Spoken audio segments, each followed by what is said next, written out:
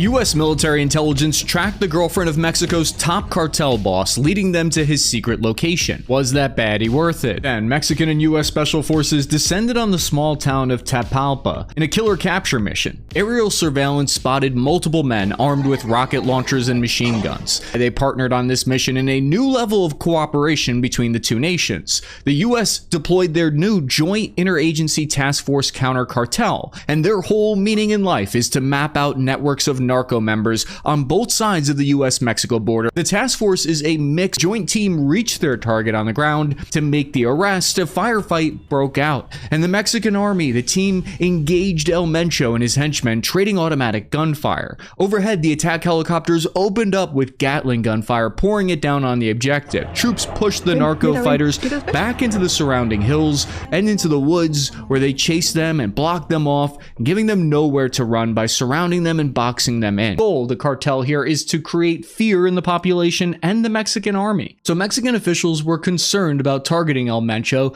because of the chaos that it would cause. But the US government has been putting increasingly every single type of pressure. They're pulling all of the levers that they can on Mexico to get them to act quickly against cartel bosses. Narco violence in Mexico threatens US interests far beyond drugs or crime, though. The United States wants to invest heavily in Mexico as an alternative to their greatest rival, China. Stability of narco organizations. It may have been true at one time that if American demand for drugs stopped, then the supply would stop and the cartels would have no money. But the problem has become far more complicated, and it explains how El Mencho's cartel has been able to fund this massive countrywide retaliation. Beginning in 2018, they started hijacking tanker trucks at gunpoint, and then they directly bribed refinery owners and extorted rig workers. This practice became so profitable and widespread that cartel fuel thieves have their own nickname. Take a look at how Mexico is crisscrossed by pipelines. These run from oil fields to refineries and then to ports. That's millions of gallons of oil just flowing through that the cartel wants to target. The way the operation works from the inside is cartel fighters recruit former oil workers to join them, and even famous units like the Mexican Navy, the Mexican Marines that are so well known for being untouchable. Last September, high-ranking officers in the Mexican Navy were among 14 arrested in northern Mexico as part of a fuel smuggling ring. The incident has been called Mexican Navy's Black Week. Cartel bosses are getting yoinked and dropped all over the place in this last year. The situation on the US-Mexico border is just getting weirder and weirder, and more dangerous in a way that almost nobody fully comprehends at the moment. A few days ago, US military personnel operating along the border near El Paso detected an unidentified object crossing into US airspace. They tracked it, they classified it as a potential threat, and then they shot it down. Although it might have been a balloon that they shot down, or it could have been a cartel drone. At first, nobody could agree on what it was. Some reports said that it might have been a party balloon. Others suggested a small aircraft, but all up trucks carrying gunmen entered the town of Villa Union and they started spraying 50 cal machine gun fire. Eventually, the Mexican army did what they do best. They drove in and they murked 19 of the cartel cold. But 4 police officers were killed and 2 civilians. An investigation, though, later found that those 50 cal rounds ended up being third-party purchases by private citizens in the retail market that was then sent to the cartels instead of military use. Because by allowing Jalisco New Generation cartel uses tactics that are more like a military. They've shot down helicopters, they've assassinated politicians, and this is exactly the kind of retaliation that we expect during one of these events. Because when El Chapo's son was captured in 2019, there was a massive 700 gunman battle that took place in broad daylight, and they only stopped once they got what they wanted, which was the return of El Chapo's son. But this violence today is a little bit less clear what they want in return. The CJNG is the same cartel faction that carried out an assassination attempt against the now head of the federal security, Garcia Harfuch. A full platoon of 40 gunmen executed a carefully coordinated ambush plan against him.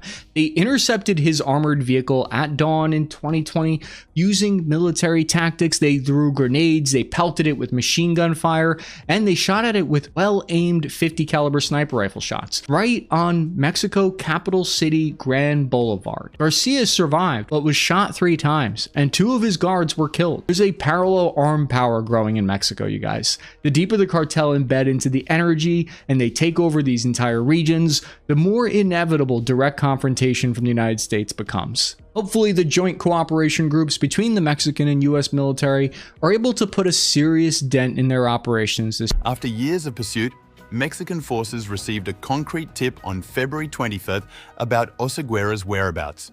Information that came through a trusted man connected to one of the cartel leader's romantic partners, according to Defense Secretary Ricardo Travilla Trejo. Investigators traced Oseguera to a cabin complex on the outskirts of Tapalpa, specifically a vacation rental known as Cabañas La Loma, located just over 3 miles southwest of the town near the Tapalpa Country Club and down a long remote driveway.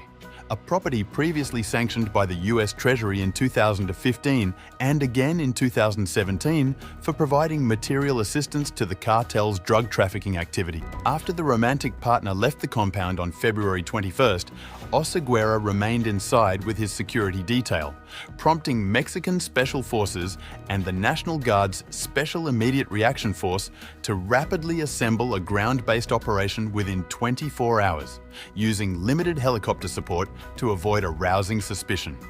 As troops established a perimeter and advanced toward the compound, footage later verified and geolocated by online researcher Halipon, they came under automatic gunfire from Oseguera's lieutenants, with eyewitness videos showing armored vehicles climbing a slope, gunfire echoing down the driveway, and thick black smoke rising from the site.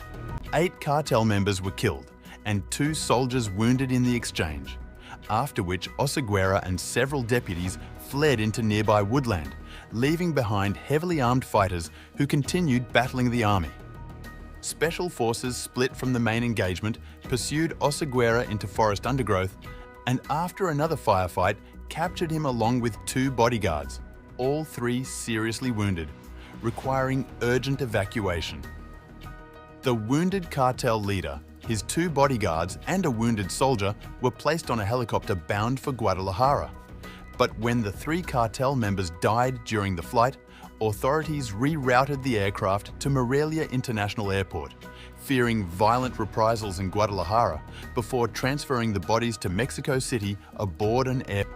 News of Oseguera's death unleashed widespread retaliatory violence, with gangs setting up fiery road blockades, engaging in shootouts with security forces, airlines suspending flights, and the United States urging its nationals to shelter in place, while 25 members of the National Guard military police were killed amid the chaos.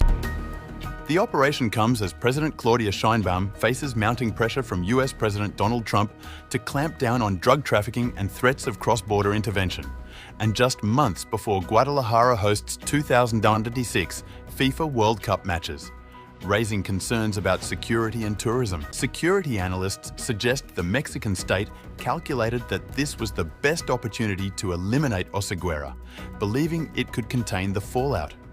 While some warn of possible internal violence or rival encroachment, others argue the cartel's decentralized franchise structure reduces the likelihood of immediate fragmentation.